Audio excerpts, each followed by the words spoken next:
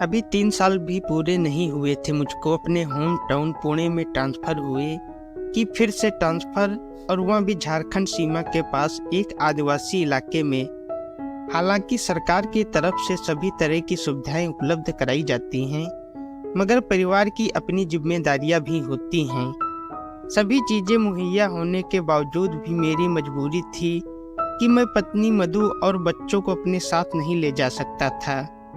बच्चों की पढ़ाई की वजह से पत्नी को बच्चों के साथ पुणे में ही रुकना पड़ा। अब महीने में सिर्फ 1 या 2 बार ही मेरा पुणे आना मुमकिन होगा। यह बात हम पति पत्नी दोनों ही बिना कहे समझ रहे थे। वहां पहुंचते ही महेश ने गर्मा गर्म चाय के साथ मेरा स्वागत किया। महेश मेरा सहायक होने के साथ साथ बंगले का चौकीदार और माली सब कुछ था। महेश बंगले के पीछे बने सर्वेंट क्वार्टर में अपनी पत्नी गीता के साथ रहता था। चाय सचमुच बहुत अच्छी बनी थी। पीते ही मैं बोला, तुम्हें देखकर तो नहीं लगता कि यह चाय तुमने ही बनाई है। सही कहा साहब, यह चाय मैंने नहीं बल्कि मेरी बीबी ने बनाई है। महेश अपने दांत निकालकर हंसा। यहाँ खाने का क्या इंतजाम है? मैंने पूछा। आसपास कई ढाबे हैं, आपको खाना मिल जाएगा। और बढ़िया खाना चाहिए तो फिर शहर में अंदर जाना पड़ेगा। महेश ने अपनी जानकारी के हिसाब से बताया। कोई यहाँ बंगले पर आकर खाना बनाने वाला या वाली नहीं है क्या? मैंने पूछा।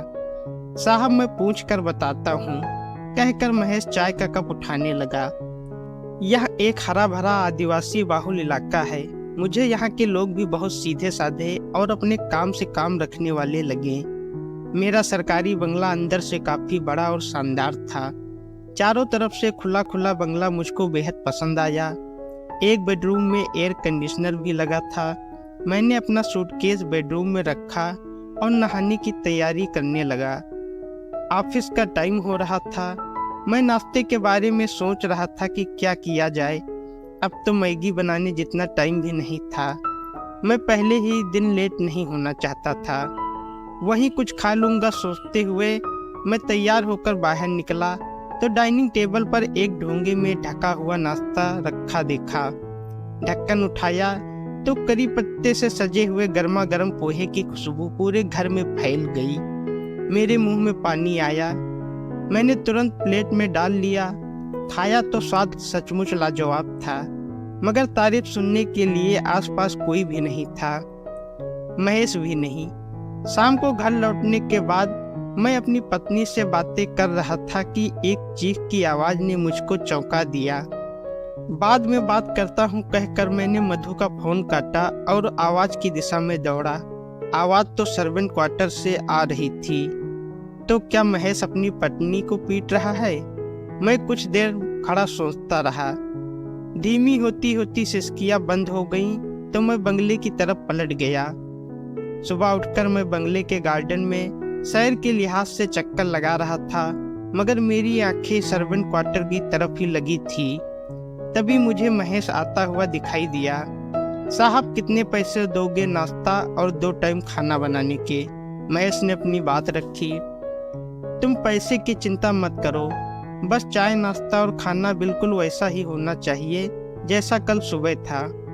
साहब इसका सीधा सा हिसाब है, 3 टाइम का खाना 3000 रुपये। महेश बोला। मंजूर है, पर है कौन?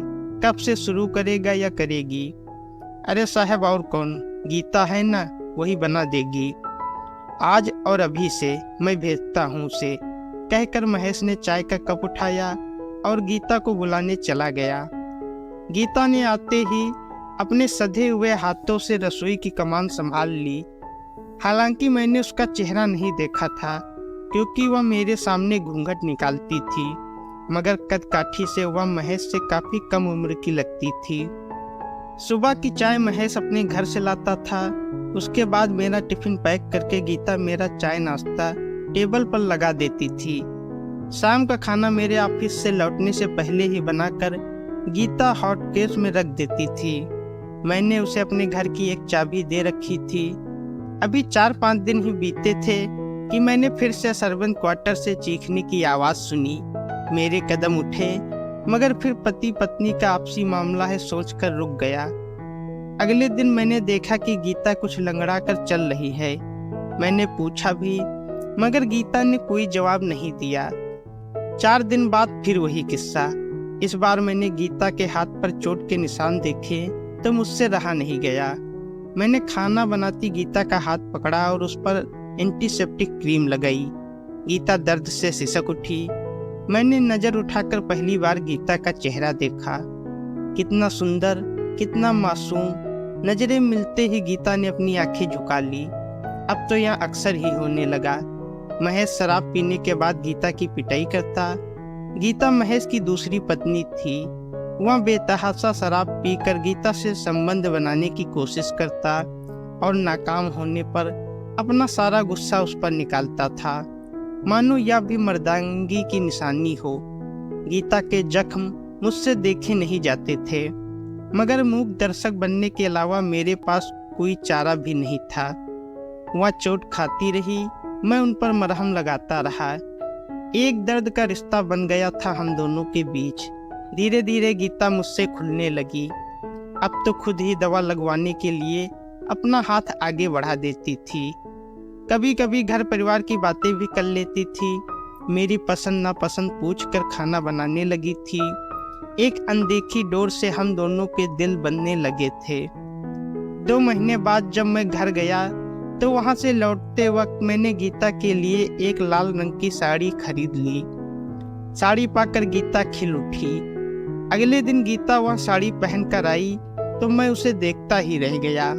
वह बहुत खूबसूरत लग रही थी।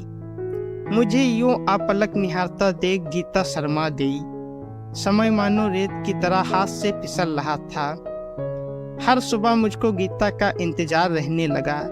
गीता के आने में अगर जरा भी देर हो जाती तो मैं बेचैनी से घर के बाहर चक्कर लगाने लगता। गीता भी मानो रात भर सुबह होने का इंतजार करती थी।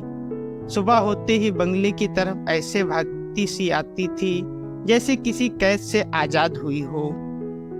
एक दिन मैं सुबह सवेरे बंगले के अंदर बाहर चक्कर लगा रहा था। सुबह के 8 बज गए थे, मगर गीता अभी तक नहीं आई थी। महेश भी अब तक दिखाई नहीं दिया था। मैंने सुबह की चाय किसी तरह बनाकर पी, मगर मुझे मजा नहीं आया। मुझे तो गीता की हाथ की बनी चाय पीने की आदत पड़ गई थी। चाय का कप सिंक में रखकर मैं सर्वेंट क्वार्टर की तरफ बढ़ा। अंदर किसी तरह की कोई हलचल न देखकर मुझको किसी अनहोनी का डर हुआ। मैंने धीरे से दरवाजे को धक्का दिया। दरवाजा खुल गया। भीतर का सीन देखते ही मेरे होश उड़ गए। गीता जमीन पर बेसुध पड़ी थी। महेश का कहीं अता पता नहीं था। मैंने गीता को होश में लाने की भरसक कोशिश की, मगर उसने आंखें नहीं खोली।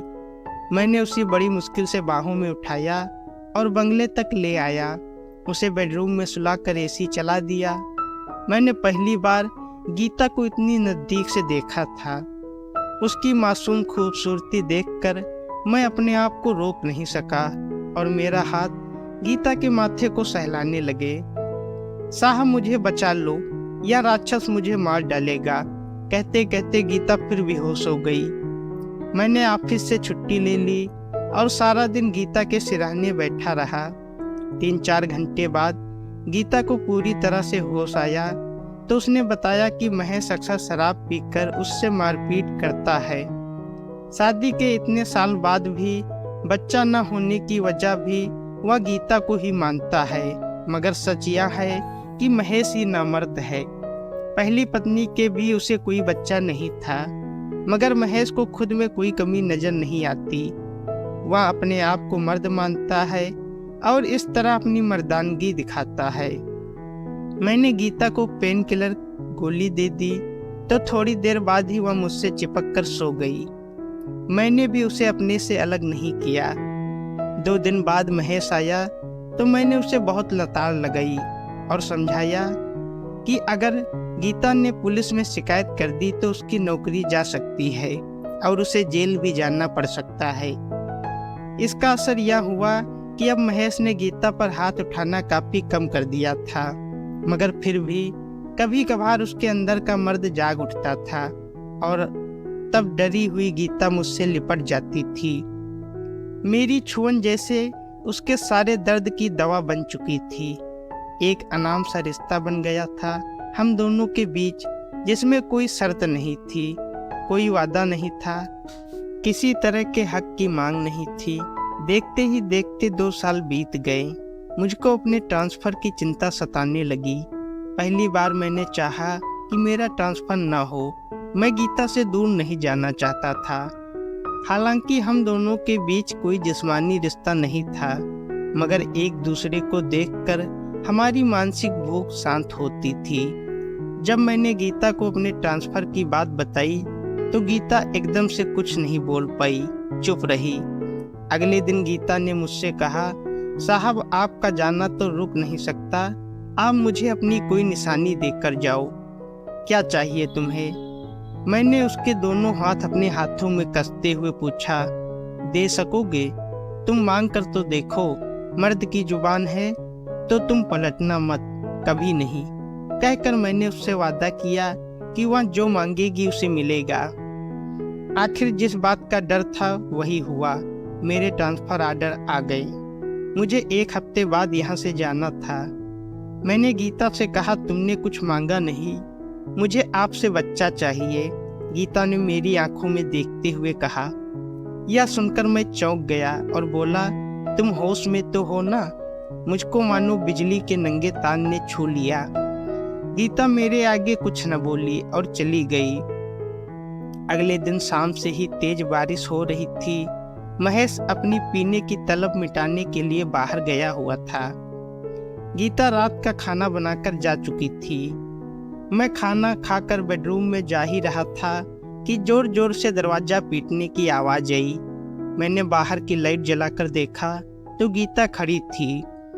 मेरे दिल जोर जोर से धड़कने लगा। मैंने पूछा, क्या हुआ? इतनी रात को क्यों आई हो? आपकी निशानी लेने आई हूँ। मैं दरवाज़ा नहीं खोल सका। सामाजिक मान्यताओं ने मेरे पैर में बेड़ियाँ डाल दी। बाहर गीता खड़ी रही, भीगती रही। भीतर मेरे दिल और दिमाग में जंग छिड़ी थी। आखिर इस जंग में दिल की जीत हुई। मैं गीता को बाहों में भरकर भीतर ले आया। गीता ने मुझे अपना सब कुछ सौंप दिया और मेरे प्यार को सहेज लिया अपने भीतर हमेशा के लिए, मानो कोई मोती फिर से सीप में कैद हुआ हो। गीता को पहली बार प्यार के इस रूप का एहसास हुआ था। पहली बार उसने जाना कि मर्द औरत का रिश्ता इतना कोमल, इतना मखमली होता है। और मैंने भी शायद पहली बार ही सही मायने में मर्द औरत के रिश्ते को जिया था। इससे पहले तो सिर्फ शरीर की प्यासी बुझती रही थी, मन तो आज ही तृप्त हुआ था। अगले दिन मैं चला गया अपनी नई पोस्टिंग पर। उसके बाद गीता से मेरा कोई संपर्क नहीं रहा। कई बार उससे मिलने को सोचा, लेकिन नौकरी और पारिवारिक कारणों की वजह से गीता से दोबारा मिल न सका। आज इस बात को 10 साल बीत गए हैं, लेकिन मैं जब भी गीता के बारे में सोचता हूँ तो मेरे अंदर एक अजीब सी हलचल पैदा हो जाती है।